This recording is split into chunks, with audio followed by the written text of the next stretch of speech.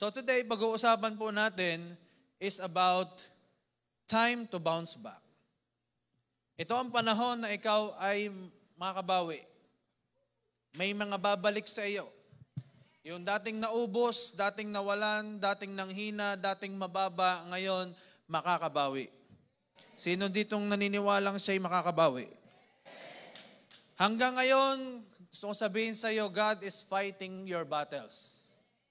And hindi kanya kailanman binitawan at hanggang ngayon, hindi siya bumibitaw sa iyo.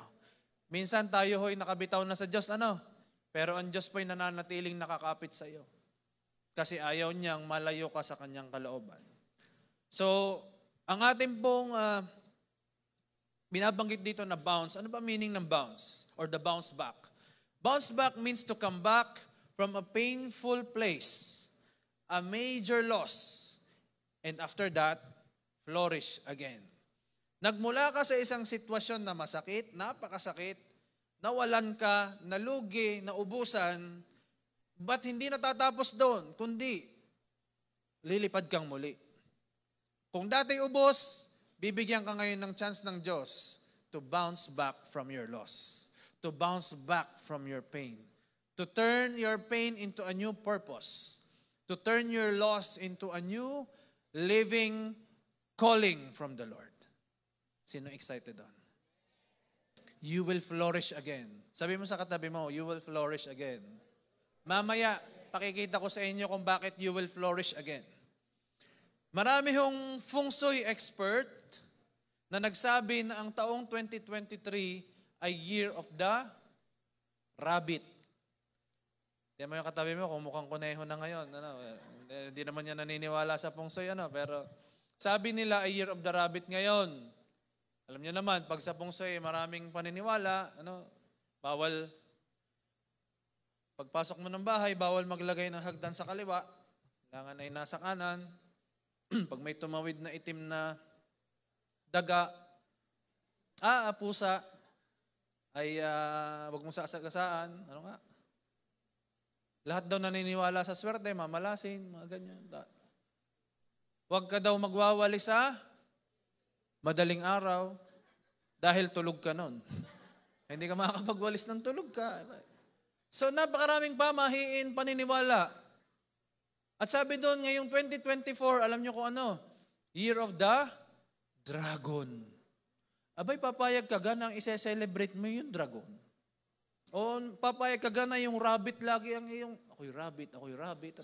Kaya ang ngipin mo'y gumayon na, dahil kakasabi mo, ako'y rabbit, year of the rabbit. Kapatid, ngayong taong ito, hindi pa tapos ang 2023. At sa darating na 2024, hindi ito year of the dragon, kundi sa iyo, year of the bounce back. Amen? Ang lahat na nag-amen, Panginoon, makaka-bounce back talaga. In Jesus' name. God's plan is that you will recover and He will also provide a way out. Hindi pinlano ng Diyos na bumagsak ka, ibaba ka lang without a purpose. Ang plano niya is that you will recover from that situation and He will also at the same time provide the way out. Basahin natin, 1 Corinthians chapter 10, verse 13. Every test that you have experienced is the kind that normally comes to people. Lahat daw ng nararanasan mong pagsubok, normaling dumadaan sa tao. Lahat ng tao ay nadaanan na po yan. Wala hong bago. Lahat ay nadaanan na. But God keeps His promise and He will not allow you to be tested beyond your power to remain firm. Hindi ka niya bibigyan ng pagsubok o challenge na hindi mo makakayanan o mapapagtagumpayan. At the time you are put to the test, He will give you the strength to endure it and so provide you with a way out.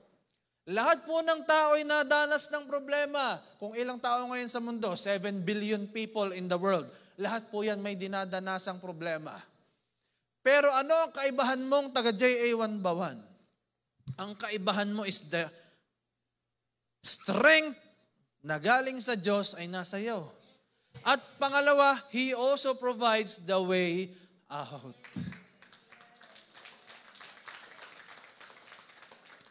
Ang ibang mga tao na walang pananampalataya na hindi kumikilos ang Diyos sa buhay niya, problemado nga lang talaga, hindi alam anong gagawin, hindi alam kung saan pupunta, walang binibigay na revelation ng Diyos sa kanya. Bakit? At lalo't higit sa lahat, ginagamit ang sariling lakas, diskarte, kayamanan para malampasan ang problema.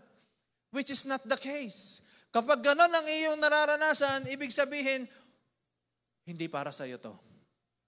Pero dahil ikaw ay mananampalataya at naniniwala kang you will bounce back, binibigyan ka ngayon ng kakaibang lakas ng Diyos para mapagtagumpayan at ma-endure mo ang pinagdaraanan mo. At hindi natatapos doon.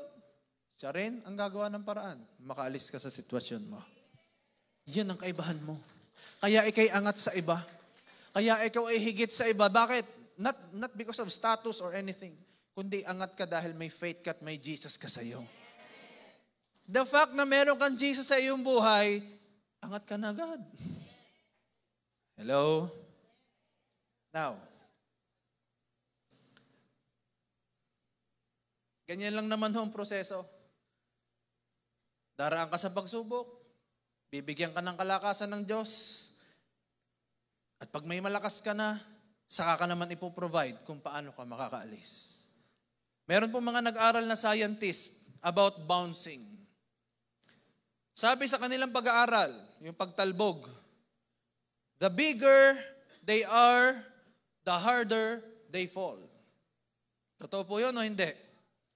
The more na mas malaki, pag ipinatak mo, mas malaki din ang dagasa. Sabi sa Batangas. Sa ibang malalim-lalim na Batangas, mas plakda. Bulagta. Ano pa? Recitation tayo. Okay. The harder you fall, the higher your bounce back. Hindi natapos doon. Isang phase lang yun eh. The bigger they are, the harder they fall. Pero hindi natapos doon because the harder you fall, the higher your bounce back. Kung malakas ang pagkakalagapak mo, huwag kang matakot. Kapag nasa iyo si Kristo, mas mataas ang bounce back mo. Sino yun? For example, meron akong bola ng basketball. Isang walang hangin at isang may hangin. Isang kakaunti ang hangin, isang puno ng hangin. Parehas nating ipatak. Alin ang magbabounce back? Yung may hangin o wala? Yung may hangin o wala? Bakit?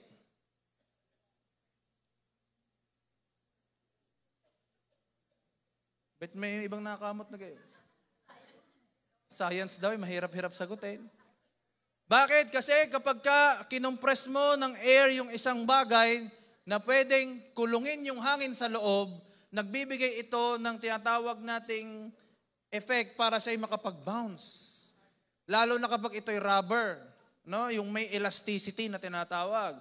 At pag pinuno mo ng hangin yon, kahit anong talang mo doon, laging babounce back. Pero pag walang hangin, parehas bola yon.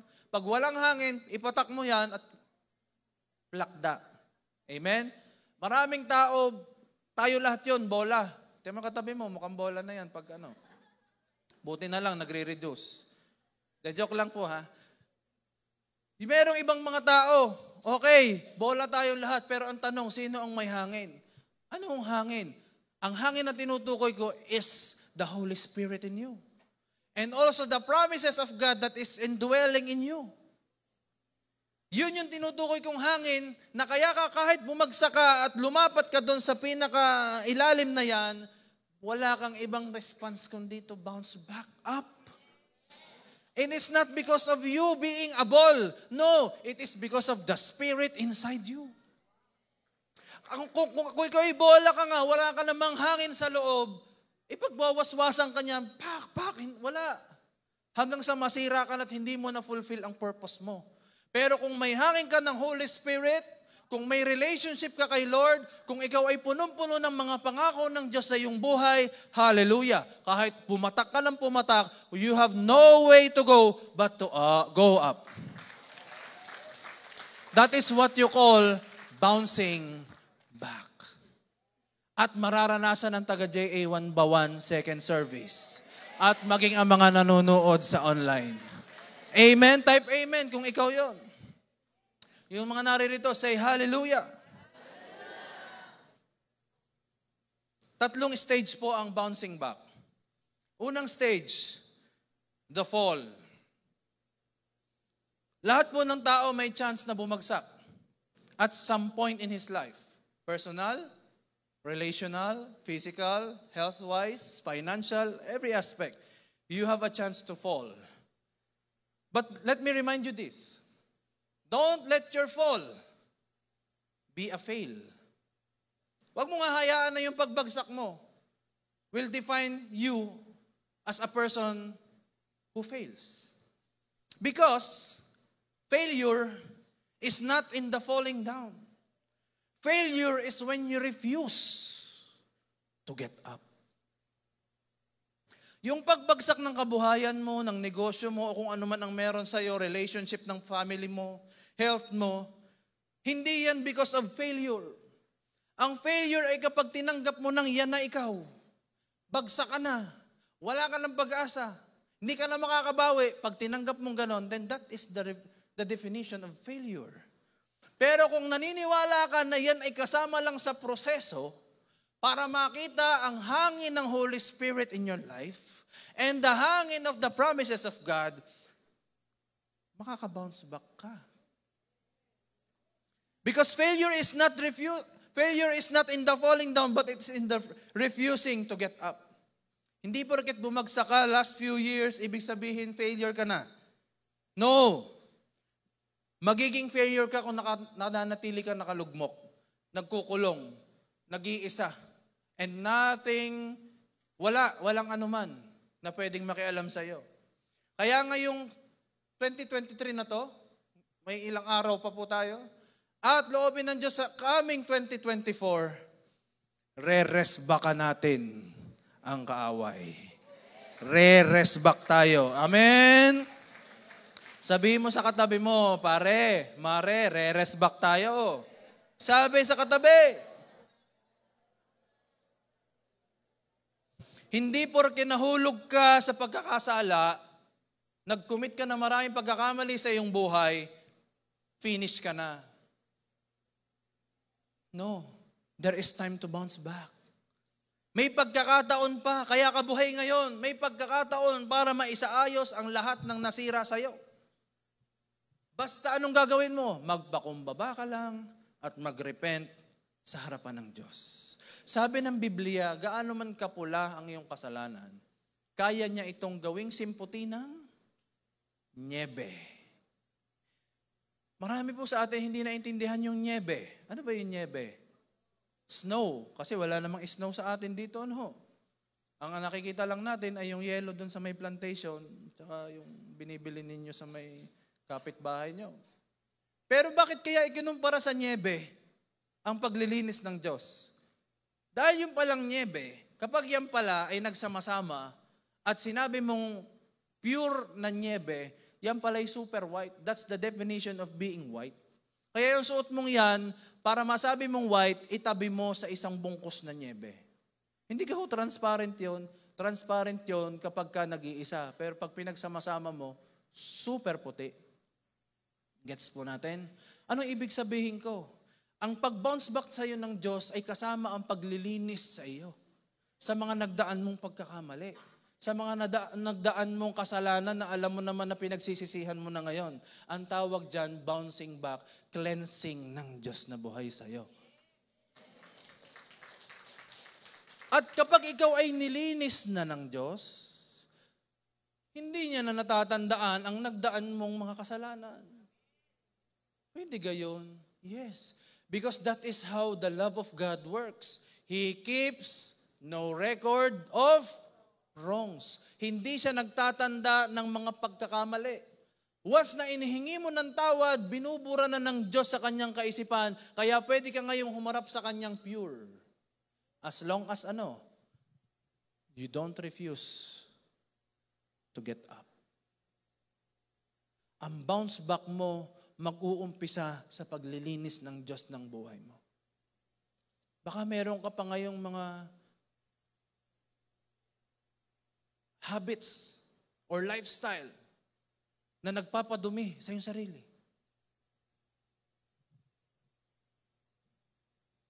Humble down. Repent.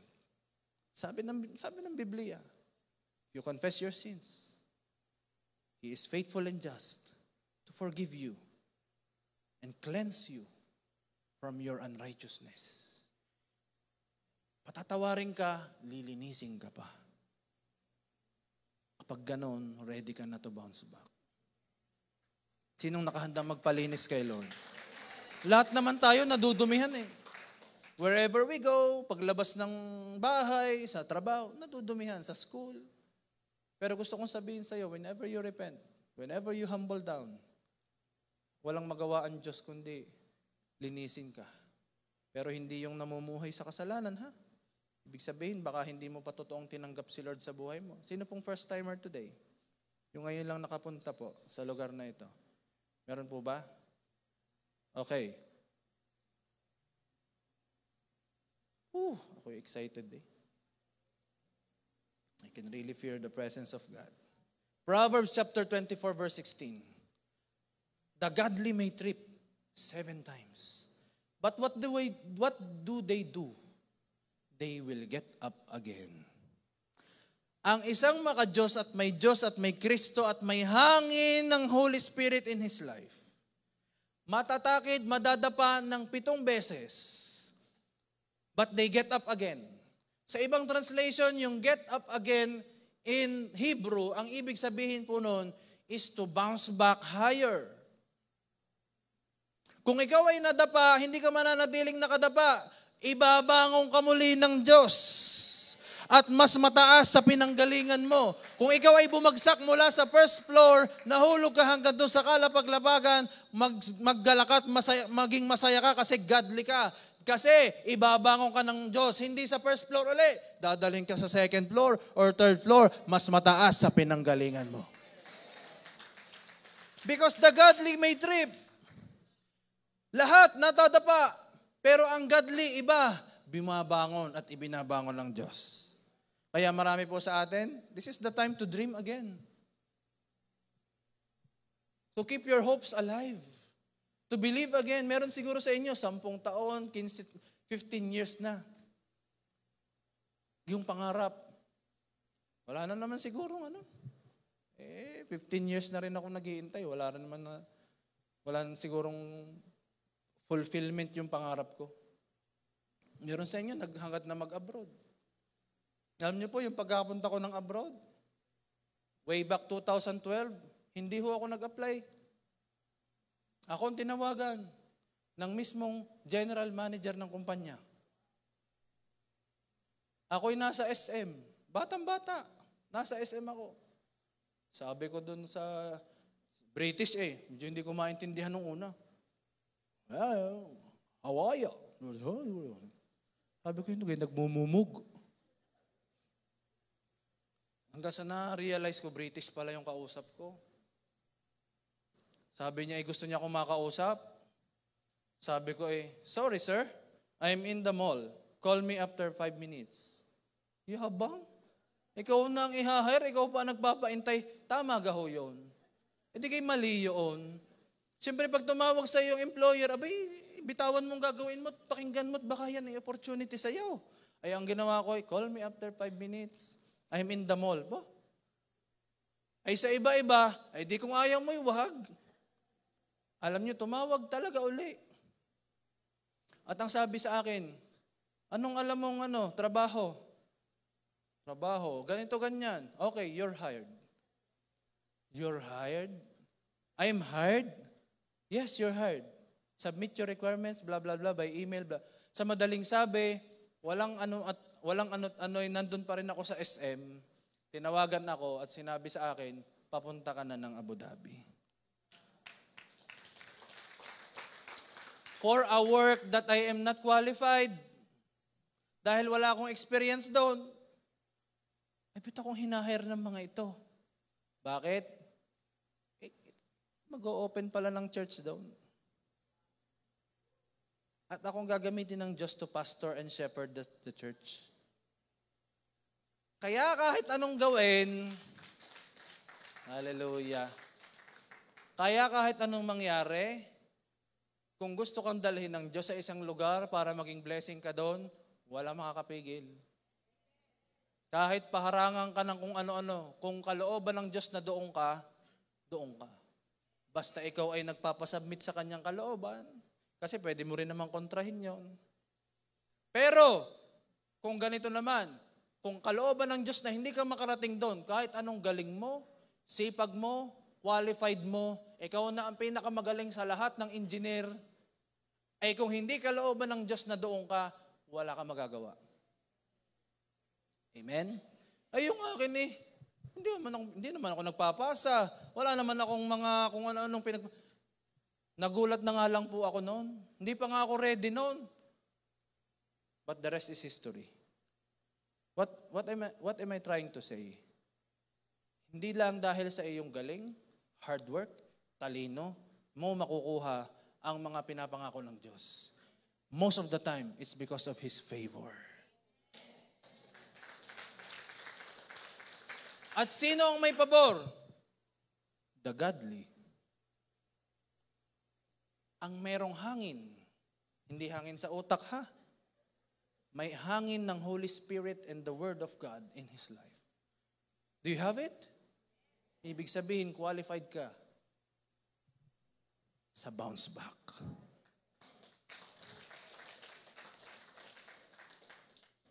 Wow, excited ako. This is the season of your bounce back. Ito na yung panahon, buhayin mo uli yung mga pangarap mo. Kala mo hindi ka na makakaalis pa abroad? No, huwag ka magtampo sa Diyos. Nire-redirect ka lang niya. Alam niya na pagdating mo doon, wala kang day off. Ang day off mo lang pag may sakit ka. Minsan nga, kahit may sakit ka, pinapapasok ka pa. Normal ho yun sa ibang bansa. Lalo't kulang ng tao. Pepersahin kang magtrabaho. At pag tumanggi ka, pwede kang kasuhan. May sakit kahit na. Hindi ganun ka strict when it comes to other companies. May companying maganda, may companying hindi. Kaya ka hindi pinapunta ng Diyos doon kasi alam ng Diyos malalayo ka sa iyong koneksyon. Mauubusan ka ng hangin pag nakarating ka doon. Kaya iniingatan ka pa rin niya. Kaya hindi natuloy yung negosyo. Alam niya, maboburn out ka doon. I-invest mo lahat doon. For example, ito yung matagal mo nang pinagpe-pray.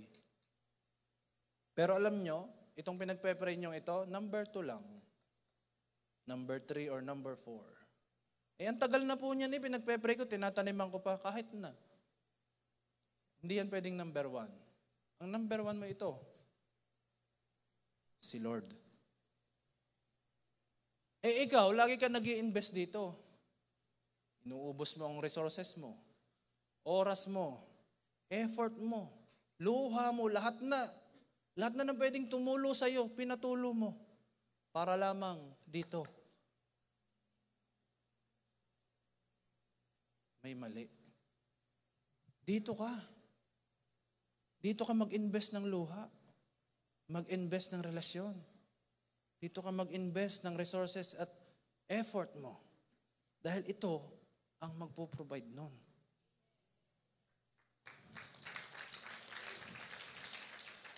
Ito yung pangalawa, pangatlo mong hinihiling sa Diyos. Na akala mo yun ang number 1 mong kailangan. Which is ang number 1 mong kailangan, walang iba, kundi ang mapalapit sa Kanya. Kaya pala hindi pa nadating yung hinihintay ko. Oo, kasi gusto ng Diyos. Hindi mo na siya ipagpapalit sa kahit ano. Dumating man o hindi. Makuha man o hindi. Siya pa rin.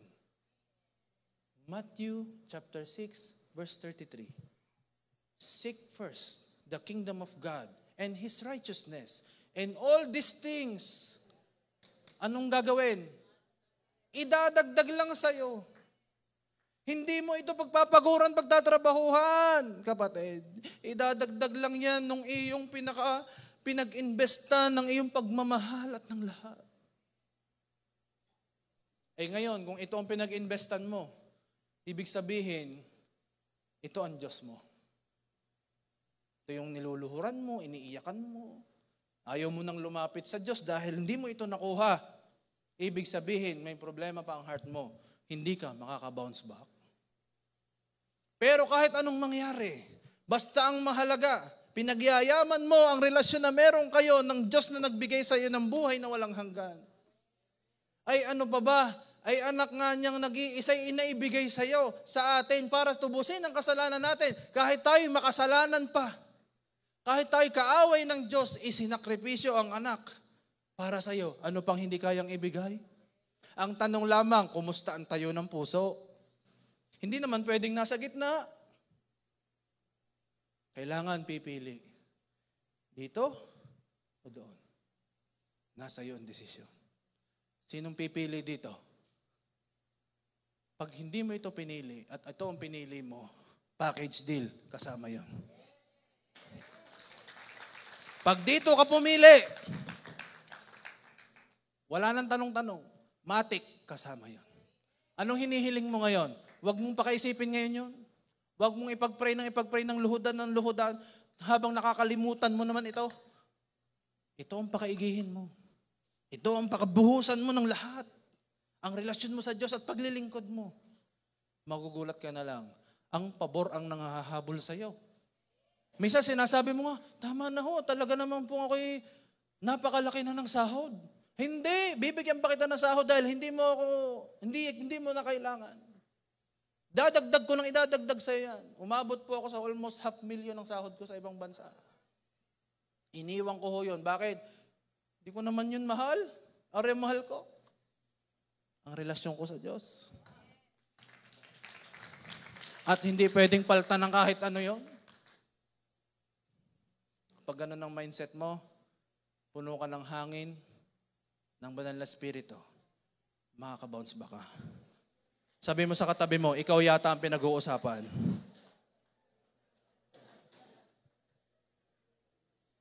Pangalawang bahagi ng bounce back. Una is the fall.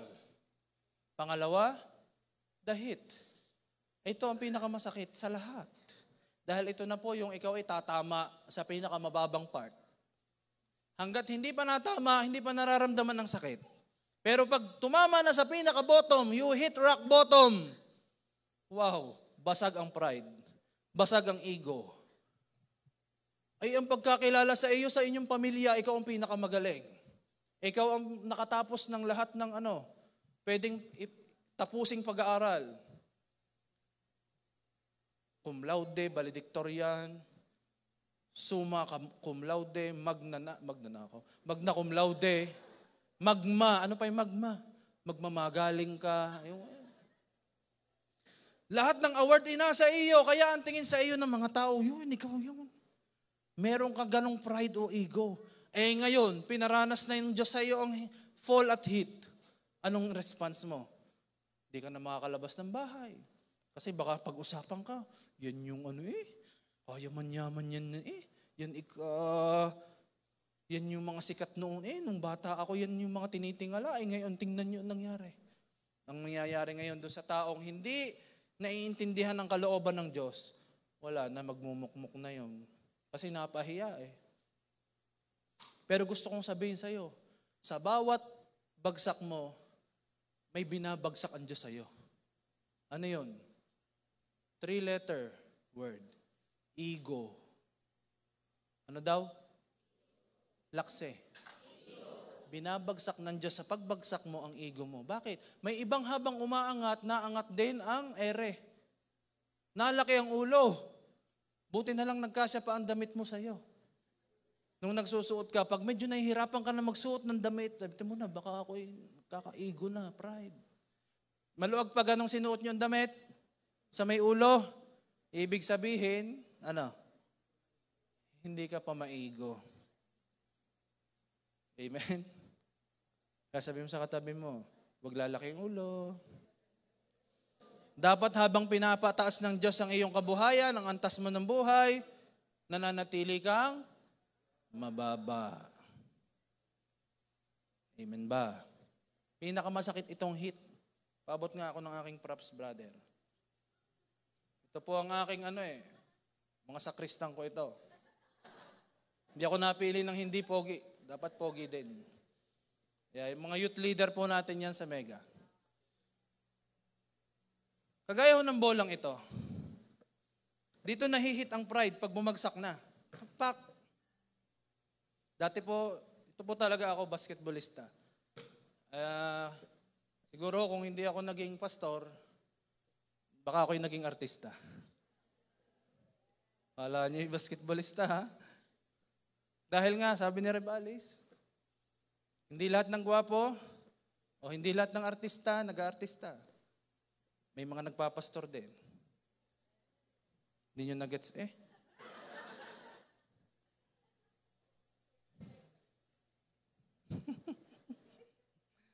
Ay, nako po. Dating milyonaryo, may nakita ko sa Facebook. Ay, hindi. Parang kay kapuso mo, Jessica Soho. Dating milyonaryo, ngayon po, ay nagtitinda na lang ng candy at sigarilyo. Nag-hit. Merong dating vice mayor ng Laguna. Vice mayor po yun, ha? Ma-influensya at maraming koneksyon. Alam niyo yung trabaho ngayon? Sepulturero. Sa sementeryo na nakatira. Nag-hit. Vice mayor yun. Lahat ng tao ay wala pong kawala sa fall at sa hit. Ang tanong lang, may hangin ka ga? Amen? Dito ngayon malalaman kung mananatili kang lugmok o ikaw ay magbabounce back. Dito natin makikita kung kaya mong i-absorb ang impact ng pagbagsak. Nakita na ba kayo ng kamatis na hinagis mula sa taas? At sabi mo, magbabounce back yan. Pihong yan ay plakda. Sa Batangas ay tapisak.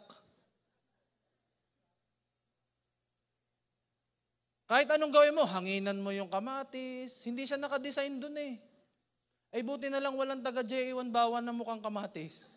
Lahat na nandito ay, wag naman mukhang bola. Parang bola na punong-puno ng hangin ng Holy Spirit. Sino yun? Sabi mo sa katabi mo, ikaw ang tinutukoy na naman. Minsan, hindi mo nararamdaman ang pain habang ikaw ay nasa fall. Pero kapag naramdaman mo na yung pain, baka nag-hit ka na sa rock bottom. At magpasalamat ka sa Diyos kasi dito magigimbal ang lahat sa buhay mo. At pag nagimbal ang lahat sa buhay mo, ibig sabihin may ginagawang pag-aayos ang Diyos. Hindi dahil para i-destroy ka, para ikay pahirapan, dahil galit sa iyo ang Diyos, dahil kung ano-anong ginawa mo. No! Ginagawa niya yun kasi alam niya may purpose ka Ikaw ang magdadala sa mga kamag-anak mo papalapit sa Diyos. Ikaw ang magdadala sa school mo. At iba kakilala mo si Jesus sa kanila. Kaya minsan ikaw ang unang makakaranas nito para pag ikaw ay nagba-bounce back na, sasabihin mo sa klase mo, naranasan ko yan, nag-bounce back ako Anong sikreto ko? Nanampalataya lang ako't kumapit sa pangako ng Diyos. Kaya po huwag kang magalit kapag ka nag-hit ka ng rock bottom. Talaga namang tinaniman ko lahat. Wala na ho akong Hindi ako naniniwala na sa Diyos kasi sa tuwing ako'y nagtatanim, parang wala lalong nangyayari. Ayoko na po. Ayoko na. Ang tanong, paano ka magre-respond? It is how you react that determines the outcome. Huwag mong sisihin yung pagbagsak mo o yung pag-hit mo. Ang tanong, paano ka magre-react? Para kang kamatis o para kang bolang puno ng hangin? Sinong gusto siya yung mga matis? O magmukhang kamatis? O sinong gusto para siyang bola? Na pag pinatak ng lalong mas mataas din ang kanyang bounce back.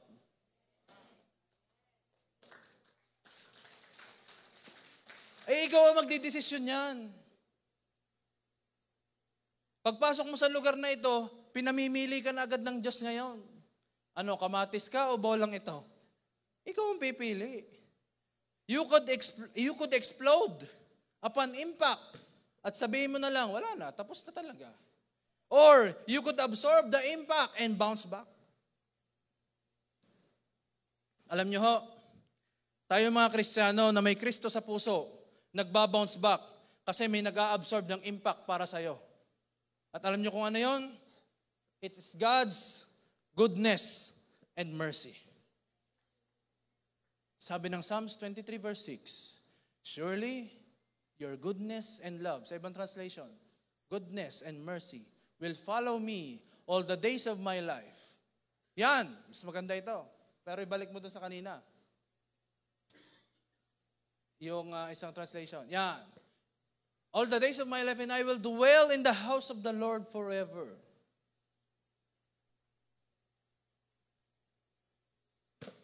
Mamaya ka ulit. Tawagin ko yung aking dalawang assistant ditong pogi. Hali kayo dito. Okay, ito po ay mga pogi. Ano? Ang pangalan po nito ay si Goodness. Ano daw pangalan? At si Mercy. Ano daw pangalan nito? Ito ay si kabutihan ng Diyos at habag ng Diyos. Ang sabi doon, sumusunod sa'yo. Habang ikay nabubuhay, kung ikaw ay isang bola na may hangin ng Holy Spirit, sumusunod sa'yo ang goodness and mercy.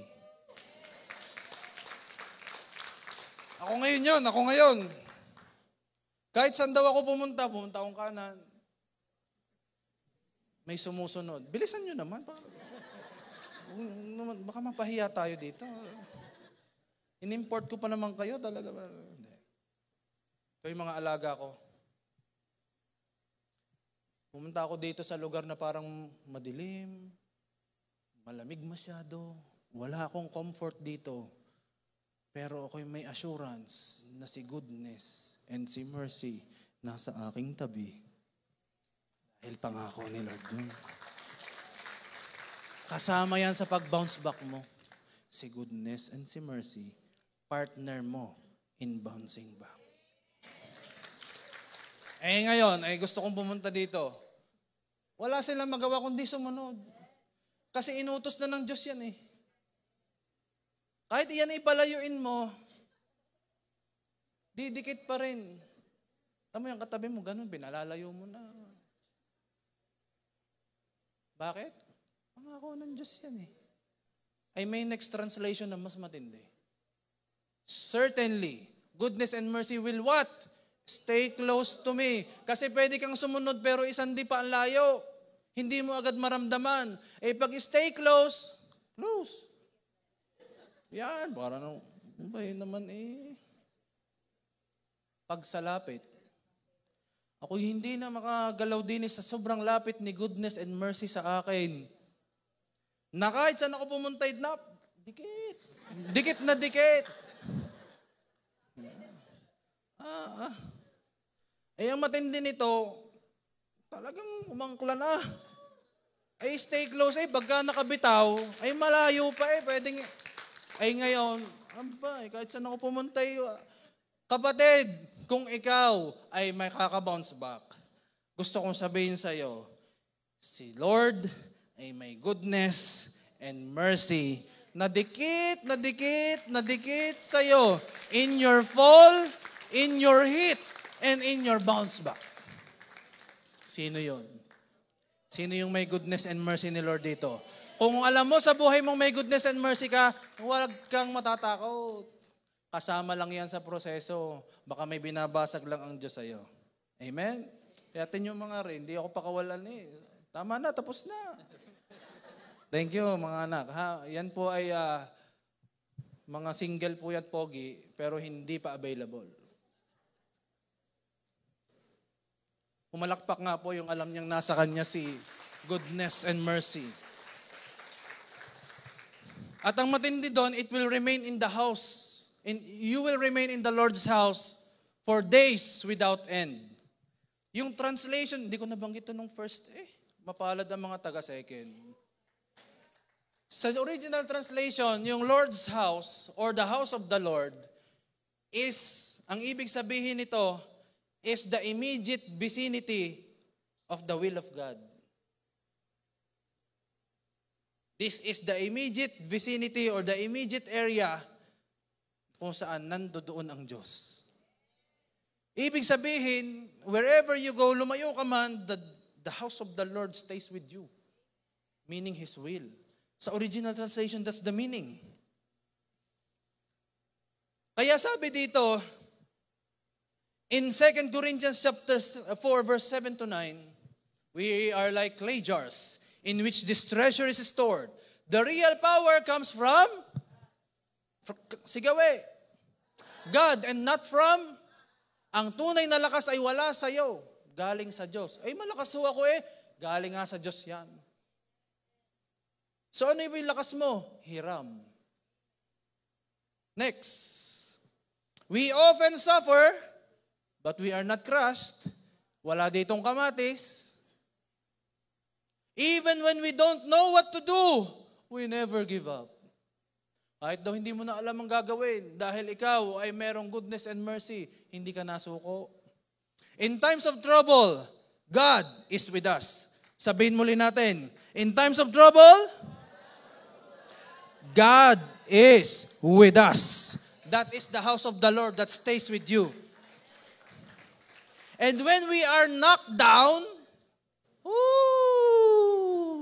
we get up again.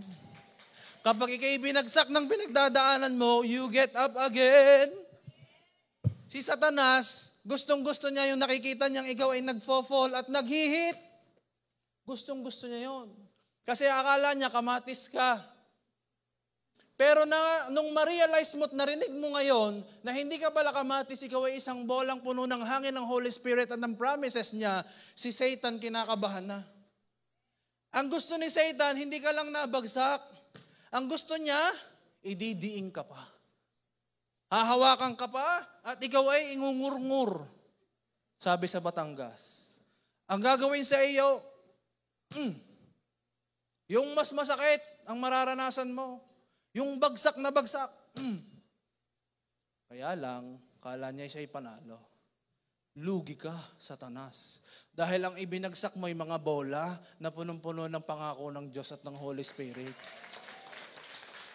Ay ano mangyayari kapag idiniin pa ni Satanas? Lalong mataas ang iyong bounce back. Ay ano mangyayari?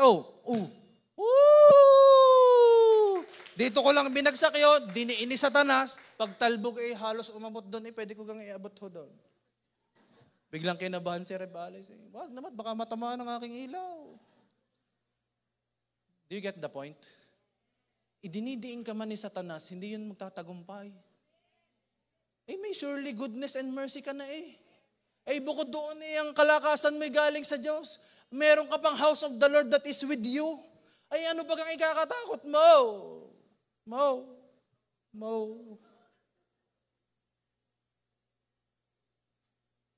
Kaya ngayon, pinag-uusapan natin hit. Matamaan ito. Hindi ko na ipapaliwanag kung noong hit. Basta pag tinamaan ka, yun ang hit. Ready?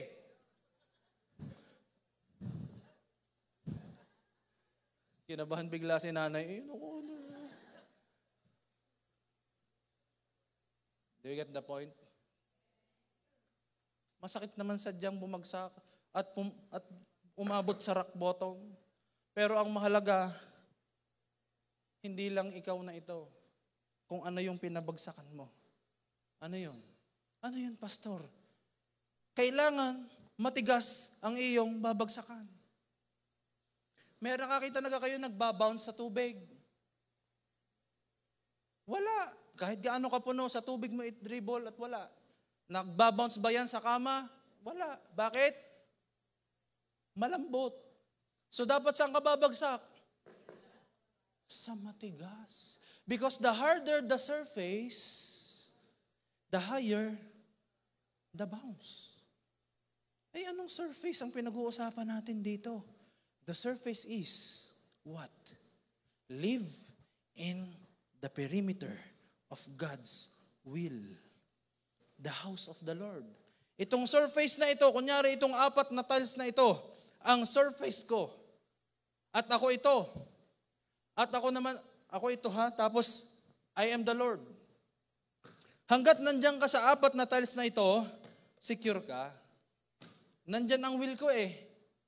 You are in the perimeter of God's will. Secure na secure ka dyan. Pero oras na lumabas ka sa limitation o sa perimeter ng kalooban ng Diyos, kahit ikaw ay nag-bounce nung una, pawala ng pawala. Bakit? Ay wala na yung nag-handle sa'yo eh. Lumayo ka eh. Naka-bounce back ka, ano? Ay lumayo ka naman sa perimeter. Wala din. Ginawa mo uli ang kalayawan, lumayo ka sa kalooban ng Diyos. Ito, hindi ko na ikwento ng per service. Merong isang milyonaryo. Siya po ay isang Kristiyano. May-ari po siya ng iba-ibang mga convenience store. At sobrang talagang siya'y devout Christian. Kumbaga siya ito. May hangin talaga din. Naranasan niya po yung fall. May nag-open na kakompetensya at mas tinangkilik ng tao yung sa iba. Hanggang sa siya po'y na-bankrupt. Lumagpak talaga. Umabot sa point na siya po'y puno pa ng utang. Dating milyonaryo. Alam nyo, anong ginawa niya? He lived in the perimeter of God's will. Ano ibig sabihin? Hindi siya nagalit sa Diyos. Hindi siya nag-question. Hindi siya nagreklamo. Anong ginawa niya? Lord, parang si Job, ikaw ang nagbigay, ikaw rin ang pwedeng mag-alis. Baka meron kang tinuturo sa akin. Sinong makakapagsabi agad nun? Milyonaryo ka. Di siyempre isipin mo, sinumpa yata ako ng Diyos. Eto na. Nanatili po siyang devout Christian. May mga tao tumutulong sa kanya, pero walang ano-ano. Nagpatuloy po siya sa paglilingkod. Nag-serve siya as an usher sa church. Hanggang sa umattend siya ng mga seminar. Na-equip siya ng na-equip.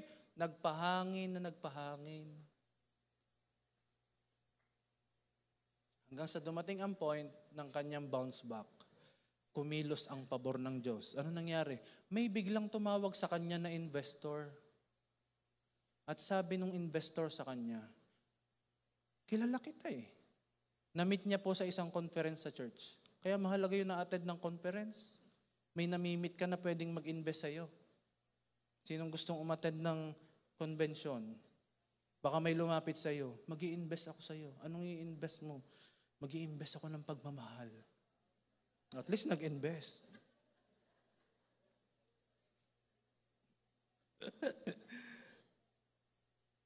Ay sa conference nakita? O ano nangyari, pastor? Nag-invest. Unang bagsak, 200 million. Siya po'y napaluhod at napaiyak. Sabi ko, bakit ako? Sabi nung tao, hindi ko rin alam kung bakit ikaw. Basta nung ikay nakita ko, parang tinutulak ako ng Diyos sa iyo.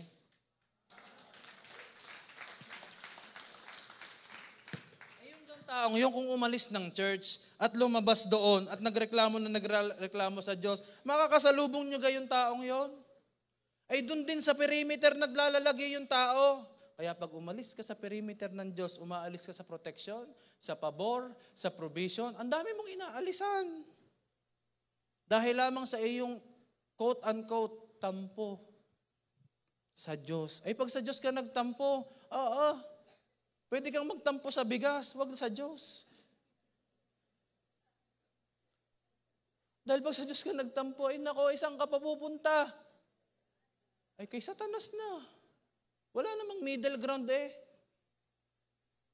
Gets po natin? Manatili ka sa God's will, sa perimeter. Huwag mong aalisan ito dahil nandoon din papadala ng Diyos ang bounce back mo. Walakpak nga po yung nasa will ni Lord. Mas pinayaman siya ng Diyos more than he imagined.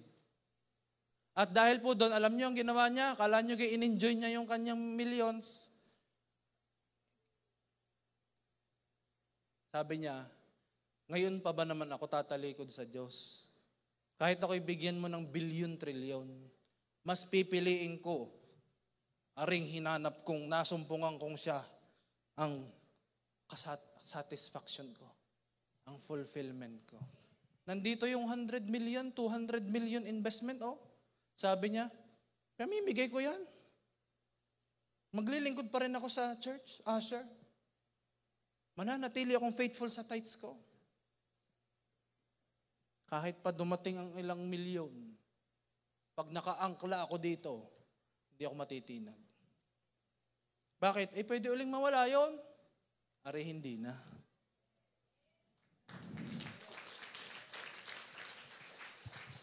Shout hallelujah!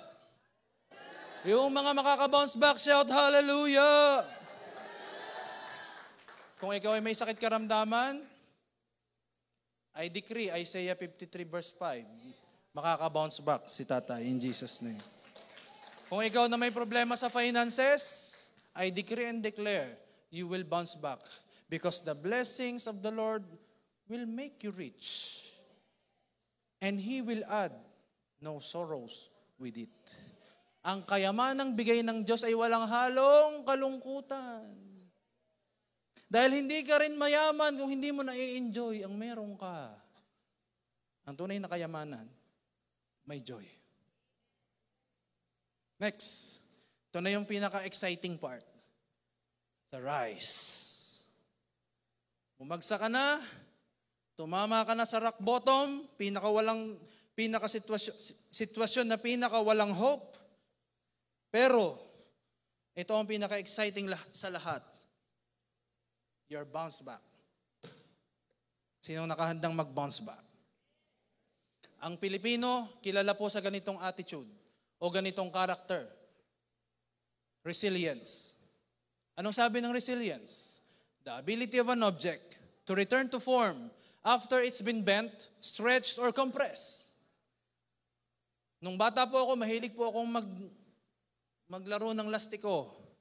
At dinidesign ko, ginagawa kong aso, pusa, daga, star. Kayo, star lang kaya nyo? Bahay, correct. Pero after kong gawin yon, pag binitawan ko, lastiko na uling bilog. Ang tawag doon resilience. Kaya ang Pilipino, hanga ang ibang mga lahi, dahil kahit tayo binagyo, binaha, masaya. Nakakabangon eh. Kahit hindi pa nabangon, basta tinutukan ng camera, hello mo! Aywan kung ano bagang meron sa camera. Nakita si Noli Di Castro, lahat ng mga nasa likod, mga hubad baro. Narito po tayo ngayon sa lugar na kung saan matindi po ang epekto ng bagyong ganto-ganto. Ba yung mga nasa likod eh. Kaya ang mga ibang lahi hanga, binagyo, kakakaway. Tawag sa atin, resilient people. Hindi alam pag nawala ang camera. No, cut. Mga Pilipino talaga, marunong mag-bounce back. So ano nangyari? Dapat gayon pala tayo, parang lastiko. According sa mga botanist, yung mga mahilig sa halaman, plantito-plantita yon. Pero yung nag-aaral ng halaman, ang tawag, botanists. Sabi sa kanila, ano ang pinakamalakas na puno? Nara. Tigas yun eh. Akasya. Yung binti mo. Ba't binti ko? May ugat ho eh, kaya pa. Kala ko'y puno na rin. Hindi kasali yan. Yun lamang mga nakatanim ha. Hindi kasama yung mga ugat mo sa binti. I pray pagalingin ka ng Diyos dyan. Ano ang pinakamatibay? Nara, akasya, yakal, ano pa? Kamagong, mulawin, mulabe, mahogany. Alam niyo kung ano ang pinakamalakas? Tanongin niyo kung ano? Ayaw niyo naman? Tanongin ko ano?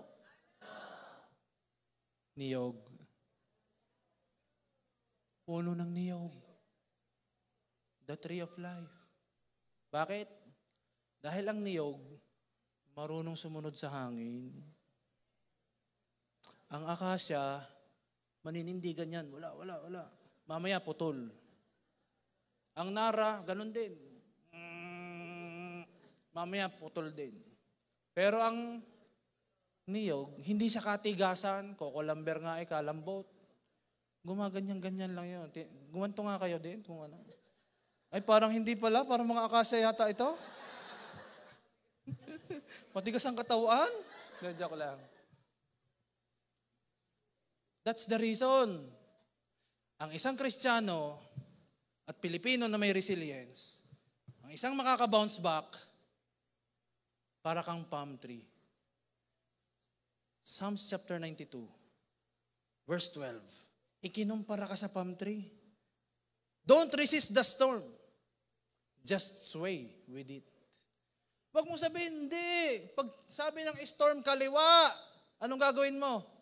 Kanan, hindi. Lalabanan kitang pagsubok ka sa lakas ko. Sa talino ko, lalabanan kita. Ay siya, putol ka mamaya. Eh kung sumunod ka, humapay ka hanggang mga 45 degrees kang nakahapay, ay nakatanim ka pa rin naman. Maya-maya pagtigil ng storm, itutulak ka pa taas. Hindi ka nabunot, hindi ka naputol kasi marunong kang sumunod.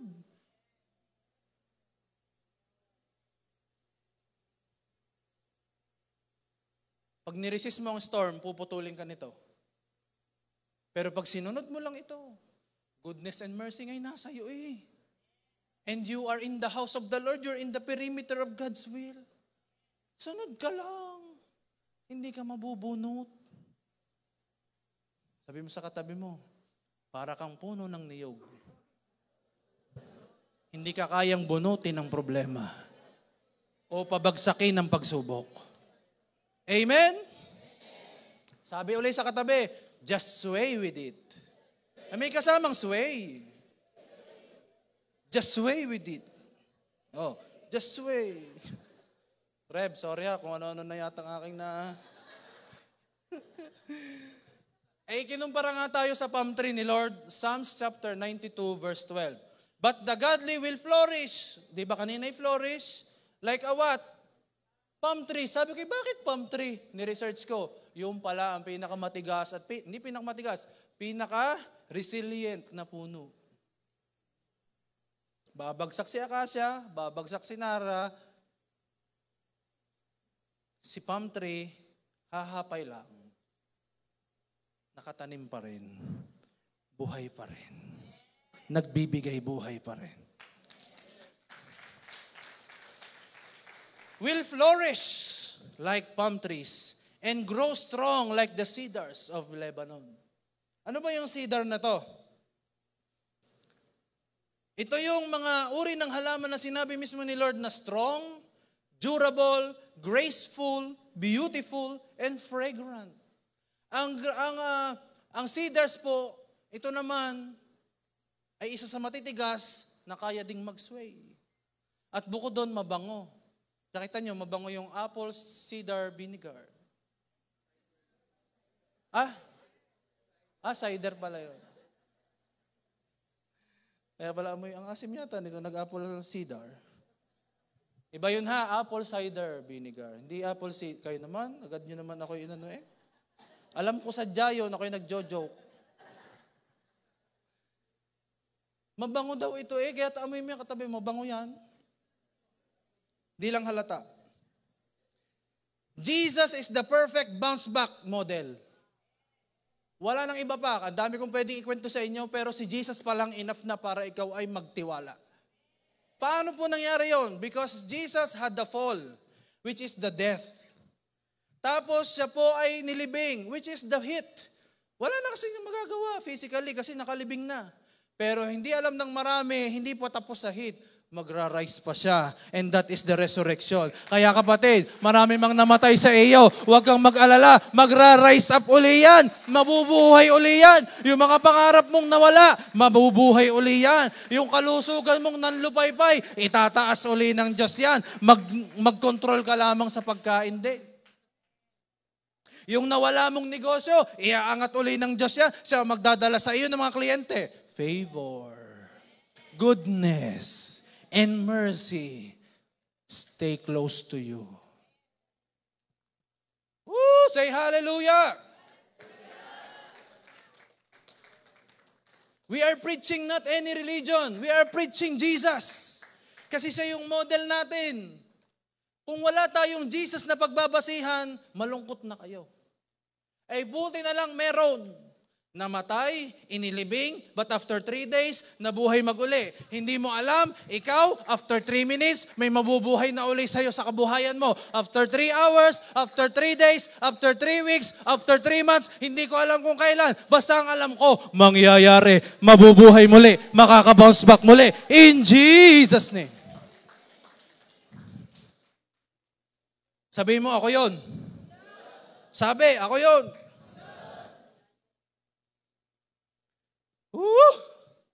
Grabe excitement ko. May ginagawa talaga ang Diyos sa JA1 Bawan.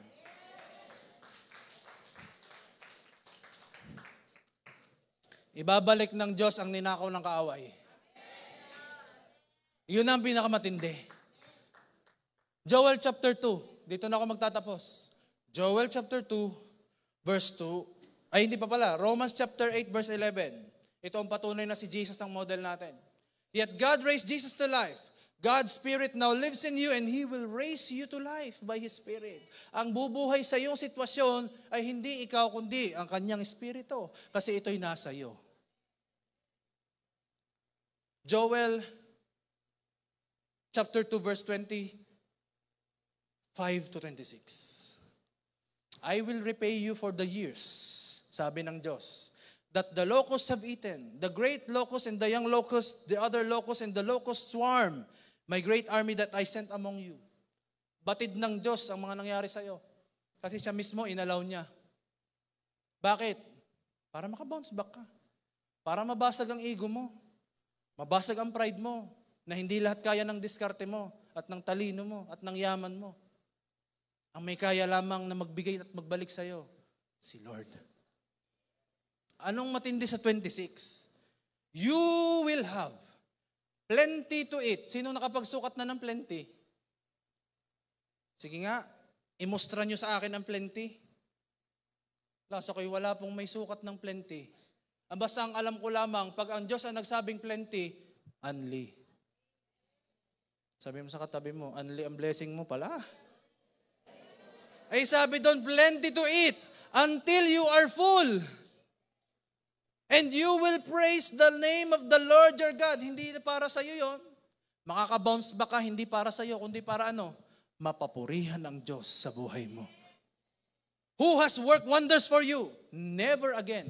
Sabi mo never. Ibig sabihin ano? Hindi na makakasingit ang kahihiyan. Matagal kang napahiya sa inyong pamilya, sa inyong community, pero ngayon papatunayan sa iyo ng Diyos na kaya niyang pabawiin maging ang image mo. And never will my people be shamed. Gusto ko'y palta natin ito. JA1 Bawan will have plenty to eat. Until JA1 Bawan is full.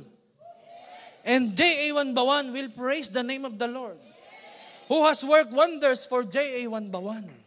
And never again will JA1 Bawan be shamed. Sino yun? Woohoo!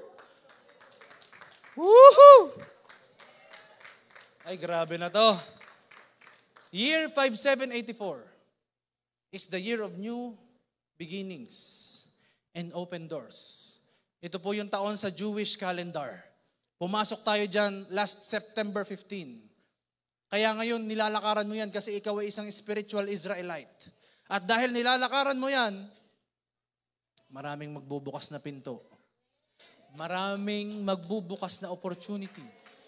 Kayong mga nasa online, kahit nandiyan kayo, abot kayo ng mga bukas na pinto, goodness and mercy. Lahat ng pinag-usapan namin dito, kasama kayo.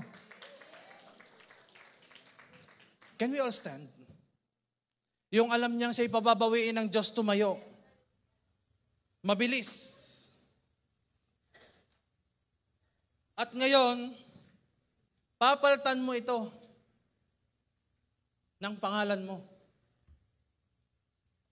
Change this by your name. Kung anong pangalan mo, I will have plenty to eat until I am full. Ilagay mo ang pangalan mo. Huwag kang mahiya. Sabihin mo ito. There is power in your declaration. Come on, declare. Use this verse. This is not just a declaration. This is a decree. And pag decree, hindi pwedeng hindi mangyari. Kapag may batas na ibinaba ang gobyerno, hindi pwedeng hindi maganap. Ngayon, nagbababa ka ng batas mula kalangitan. Kaya kapag sinasabi mo ito, nangyayari sa'yo. Hindi ka lang simpleng nagdedeklara ngayon. You are decreeing something in you. At matindi nito, isama mo din ang mga anak mo. Isama mo ang pamilya mo. Isama mo ang angkan mo. Isama mo ang mga magulang mo sa bababaan. Come on, declare. Sabay-sabay tayo in 3, 2, 1. Declare, come on. Decree. I will have plenty to eat. Sabi ang pangalan mo, ang asawa mo, sabi ang mga anak mo. Ano man ang sitwasyon yung pinagdadaanan ngayon, kita ng Diyos yan. At kapag ikay nagtiwalang lubos, Jeremiah chapter 1 verse 12, hindi babalik sa Diyos ang kanyang salita na walang kaganapan. Kaya ngayon, ibinabalik mo sa Diyos ang kanyang salita. Kaya for sure, in 3 minutes, 3 hours, 3 days, 3 weeks, gaya ng resurrection in 3 days, ba-bounce back ka. Makakabawi ka. At ang pagbawi mo ay higit sa pagkabagsak mo. Woo!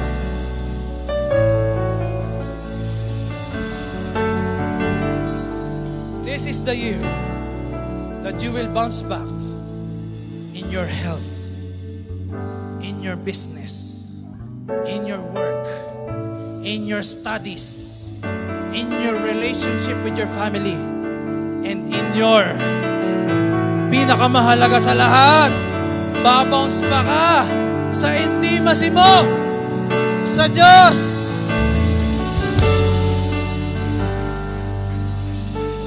Come on, raise your hands to heaven with full of your faith. Nananampalataya ka talagang para sa iyo ang salita ng Diyos ngayon. As you raise your hands, I will decree in your life. Lord, as you have said in Proverbs chapter 10, verse 22, that the blessings of the Lord will make J.A. Wanbawan rich, and you will add no sorrows with it. Walang halong kapalisahan. At ngayon, I am also decreeing, habang nakataas ang iyong kamay, nangungusap at kumikilos na ang Diyos sa iyo, by faith, that you will have plenty. Kahit anong sisidlan, walang pwedeng paglagyan. Kahit isang truck, kahit isang bodega, hindi kayang lamanin pag sinabi ng Diyos na plenty. Ang sukatan ay hindi sukatan panlupa, kundi sukatang panlangit. Until you are full, and you will praise the name of the Lord your God. Ipagmamalaki mo si Lord, hindi ang iyong sarili, hindi yung pag-bounce back mo. Secondary na lang yun. Ipagmamalaki mo dahil ang Diyos ang tumulong at nag-support sa pag-bounce back mo. Who has worked wonders for you, and never again will you be shamed or be put to shame.